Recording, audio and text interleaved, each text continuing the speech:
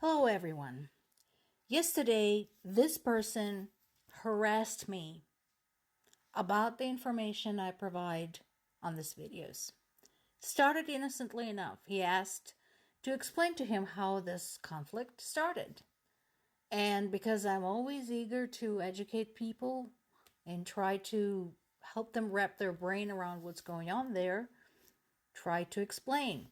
I talked about Russia's interference in Ukraine's affairs, the Orange Revolution, when Yanukovych, who was a pro-Russian Ukrainian president, was deposed, the subsequent annexation of Crimea and Russia's invasion of Donbass, and so on and so forth, including the current invasion.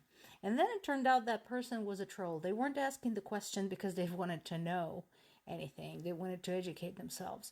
They asked the question because they wanted to plug pro-Russian propaganda. I know it is hard to believe that a country, a government, a people can spread such an insane amount of lies. But it's not my fault that Russia lies. That has been proven. It's a lie that there was any NATO interference when Ukraine finally revolted against Russian meddling in its affairs. Ukrainians did that all on their own. In fact, NATO, EU, US, UN, everybody sat on their ass and watched while Yanukovych's elite troops slaughtered people during the Orange Revolution. That's where the term Heavenly 100 comes from. They killed 100 people, actually over 100, but the name stuck. There was no talk about Ukraine joining NATO or EU until months after the full-scale invasion in February of 2022. I don't understand why it's so hard for people to comprehend that after centuries of struggling against Russian usurpation and Russian influence, Ukraine is doing its best using the mind of its own and governance of its own to protect itself from its very aggressive neighbor, especially considering Russia's history of being an asshole to its neighbors. But here it is, and I'm sure this particular person is not the only one. Case in point, Putin is in Uzbekistan right now, and he is pushing all of the same things. And when it comes to the election in Ukraine, it would be awesome if we could hold an election. You know why the elections were canceled? Because there is literally no safe way to conduct them in Ukraine, because shit's getting bombed. And there is no doubt in my mind, not for 1 second, that if Ukrainians did hold the elections, the polling places would be targeted because it would be a large accumulation of people there. And if that happened, Putin would turn around and say, see, Ukrainian government cares so much about the stupid elections that they don't care about the lives of their people. Putin also issued threats against pretty much everybody who provided weapons to Ukraine, saying that it was a mistake of Ukraine's allies to encourage Ukraine to fire into Russia. First of all, nobody encouraged Ukraine. Once again, I don't know what's so hard to understand when a country is capable of functioning on its own. I guess in Russia it is kind of hard to understand. But second, Ukraine was getting targets inside Russia even before any long-range weapons were provided. If you recall, Ukraine put out of commission a large number of Russia's oil refineries using fucking drones. Drones that managed to fly through the occupied territory of Ukraine, across the border, across Russian territory, hundreds of kilometers into Russian territory, and hit their target, and they still don't know how it was done. And the last but not the least, somehow, very conveniently, he keeps forgetting to mention why Ukraine is doing all of that. Why is it feeling the need to shoot at Russia? It didn't just wake up one morning and decide, hey, let's fire at Russia. No, it's because first Russia hacked off a piece of Ukrainian territory, Crimea. Then it sent its militants into another portion of Ukrainian territory, Donbass, and then it started invading Ukraine. All the while spreading lies about why it was doing that, instead of at least having the balls to admit, you know what, we just want to bring back the Russian Empire.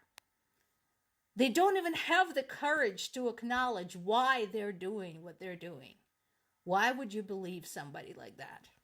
Speaking of why would Ukraine want to fire targets in Russia, here you go. Here's your reason. The death toll after the strike on the hardware store in Kharkiv continues to go up. And based on what I heard from my parents, there's some people who haven't even been found yet. So what we know is that 16 are dead. About 50 people that have been confirmed found are wounded. But, as we said before, there were a couple hundred people in that store at the time of the attack. And some of them apparently haven't even been found under the rubble. So for now, they're presumed missing. But it's very likely that the death toll and the number of wounded is going to go up. There is, of course, the peace summit in Switzerland coming up, and Zelensky asked people to attend the summit. I don't know what it's going to achieve, what's going to be done, because, again, I think the time for sanctions is over. There's nothing left. Either basically every civilized country ceases all economic, political, diplomatic relations with Russia and puts it into isolation, what basically has been done with the likes of Iran, what has been done with Korea, and so on and so forth, North Korea. I don't know what else can be done. And we already know, sanctions just don't work on these people.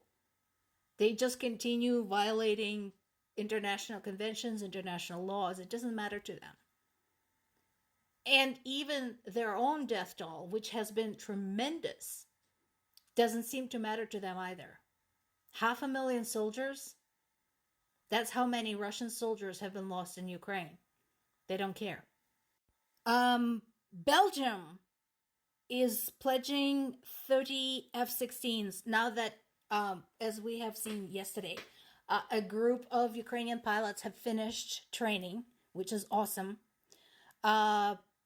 It's important to actually have something to fly. So that's really good news. Now, once again, they're saying very soon. When? Come on, guys. We kind of need a better job on those timelines. Very soon is not good enough. That is needed now. People are dying now. People have been dying for 2 years now. Come on. And then there's this piece on CNN. So, as I've mentioned before, I try to use a wide variety of sources, including European, American, Russian, Ukrainian, sometimes even things like the Voice of India, for example, or Al Jazeera. I avoid some of the American sources primarily because they're so biased. And because they live and die by headlines and not by content. But I thought I would pop this out there. This talks about a 10-year-old Ukrainian boy whose entire family has been killed. And this is to people who are saying, oh, it's, not a big deal. The same people who say they care about children, they care about world peace, this, that, and another thing. They write their check maybe every quarter. But this is happening right now, and this is just one kid. This kid lost his mother right in front of him. He has no home, he has no family, and like I said, at least he's alive. His childhood has been taken from him forever. But there are hundreds of children who have been killed, whose lives have been taken from them forever, plus the 11,000 that have been kidnapped into Russia.